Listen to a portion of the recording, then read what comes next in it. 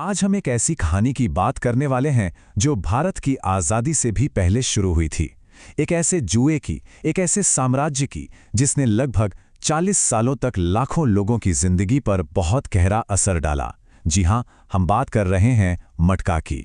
जरा इस आंकड़े पर गौर कीजिए, 500 करोड़ रुपए। सुनने में बहुत ज्यादा लगता है ना? पर 1980 और 90 के दशक में जब ये मटका साम्राज्य अपने पीक पर था, तो ये उसका महीने का अनुमानित टर्नओवर हुआ करता था। तो सबसे बड़ा सवाल यही है, आखिर इतना बड़ा साम्राज्य खड़ा कैसे हुआ? चलिए, आज इसी कहानी की परतों को खोलते हैं और जानते हैं कि इसे बनाने वाले कौन थे। अच्छा, तो मटका से भी पहले जुए का एक और रूप चलता था, जो पूरी तरह से अंतर्राष्ट्रीय कपास यानी कॉटन के व्यापार से जुड़ा हुआ था। इसे कहते थे आंकड़ा जुगाड़। उस जमाने के बॉम्बे में होता यह था कि व्यापारी और मिल मजदूर न्यूयॉर्क कॉटन एक्सचेंज से आने वाले कपास के रोज के खुलने और बंद होने के रेट पर सट्टा लगाते थे। मतलब इसका पूरा का पूरा दारोमदार विदेशी डेटा पर था। लेकिन फिर आया साल 1961 और सब कुछ बदल गया। न्यूयॉर्क कॉटन एक्सचेंज ने अचानक ये रेट्स भेजने बंद कर दिए। अब सट्टोरियों और जुआरियों के पास कोई नंबर ही नहीं था जिस पर दांव लगाया जा सके। एक तरह का डेटा वैक्यूम बन गया और इसी खालीपन ने एक बहुत बड़े मौके को जन्म दिया। और इस खालीपन को भरने के लिए जो पहला इंसान सामने आया, वो कोई बड़ा बिजनेसमैन नहीं बल्कि गुजरात का एक किसान था, जिसका नाम था कल्याण जी भगत। कल्याण जी भगत की कहानी भी बड़ी दिलचस्प है। सोचिए, कच्छ के किसान परिवार का लड़का 1941 में मुंबई आता है।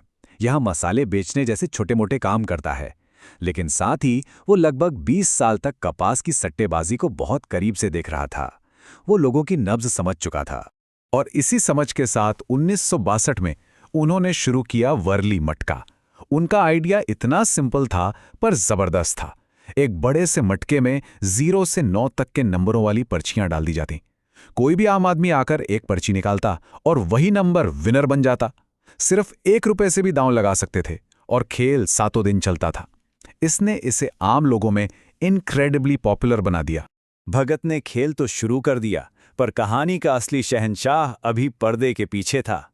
वो शख्स जो इस खेल में क्रांति लाने वाला था, उसका नाम था रतन खत्री। रतन खत्री 1947 के बंटवारे के बाद कराची से एक शरणार्थी के तौर पर मुंबई आए थे। वो खुद भी जुए के शौकीन थे। जब कल्याण जी भगत ने मटका शुरू किया तो खत्री उनके मैनेजर बन गए और वहीं उन्होंने इस धंधे की सारी बारीकियां सीखीं, अंदर बाहर सब कुछ। फिर 1964 में किसी बात पर दोनों की राहें अलग हो गईं। खत्री ने भगत को छोड़कर अपना खुद का न्यू वर्ली मटका शुरू कर दिया और उन्होंने खेल के नियम ही बदल दिए। उनका मटका हफ्ते में सिर्फ 5 दिन चलता था। पर्चियों की जगह ताश के पत्ते इस्तेमाल होते थे और सबसे बड़ी बात, ड्रॉ सबके सामने होता था, जिससे एक तरह की पारदर्शिता आई। उनका फॉर्मूला भी एकदम नया था। देखिए कैसे काम करता था।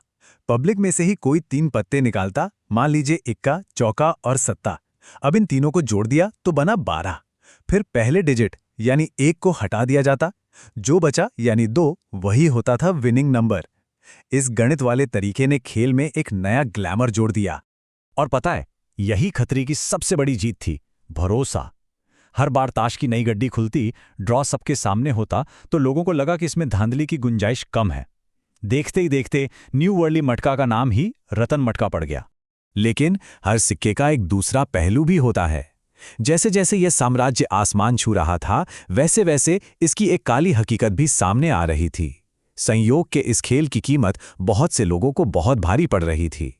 तो ये खेल कौन रहा था? मुंबई का आम आदमी, मिलों में काम करने वाले मजदूर, टैक्सी चलाने वाले, छोटे मोटे दुकानदार, हर कोई अपनी किस्मत आजमाने के लिए इसमें अपनी मेहनत की कमाई लगा रहा था। पर इस चमक के पीछे का अंधेरा बहुत घना था। न जाने कितने लोग जुए की लत का शिकार हो गए, कितने ही परिवार कर्ज में डूब गए और फिर साहूकारों की हिंसक वसूली ने कई घर और जानें बर्बाद कर दी। और जहां इतना कैश हो वहां अंडरवर्ल्ड की नजर तो पड़ेगी ही। मटका के ये अड्डे मुंबई के गैंग्स के लिए भर्ती करने और पैसा बनाने का एक आसान जरिया बन गए। करीम लाला जैसे बड़े बड़े गैंगस्टरों ने यहां से मिलने वाले कैश से अपनी आपराधिक गतिविधियों को फंड किया। कहते हैं ना, हर चीज का एक अंत होता है। मटका किंग और उनके इस ऑफलाइन साम्राज्य के बुरे दिन भी शुरू होने वाले थे। इसकी शुरुआत हुई 1975 की इमरजेंसी से, जब रतन खत्री को जेल हुई। ये पहला बड़ा झटका था। फिर 1993 में उन्होंने रिटायरमेंट ले ली। 1995 में मुंबई पुलिस ने एक जबरदस्त क्रैकडाउन किया जिसने इस नेटवर्क की कमर तोड़कर रख दी। 2008 में कल्याण जी भगत के बेटे की हत्या और आखिरकार 2020 में रतन खत्री की मौत के साथ एक युग का अंत हो गया। इस चार्ट को देखिए, आपको अंदाजा हो जाएगा कि पुलिस की कार्रवाई कितनी असरदार थी। 1995 से पहले जहां मुंबई में 2000 से ज्यादा सटोरिये थे, वहीं इस क्रैकडाउन के बाद ये संख्या सिमटकर सिर्फ 300 के आसपास रह गई। लेकिन कहानी यहां खत्म नहीं होती। साम्राज्य भले ही ढह गया हो, पर खेल खत्म नहीं हुआ। इस पुराने खेल ने डिजिटल दुनिया में जिंदा रहने की नई तरकीबें सीख ली हैं। याद है वो पुराना जमाना, मिल के इलाकों में अड्डे, चॉकबोर्ड पर लिखे नंबर, कागज की पर्चियां और सारा लेन देन कैश में। एक ऐसा नेटवर्क जो पूरी तरह टेलीफोन पर चलता था। और अब सब कुछ बदल गया है। आज ये खेल गुमनाम वेबसाइटों और मोबाइल ऐप्स पर खेला जाता है। पेमेंट्स डिजिटल होती हैं और सबसे तेज नतीजे के वादे किए जाते हैं। हाँ, सरकार लगातार इन पर बैन लगाती रहती है, पर ये फिर नए नाम से आ जाते हैं।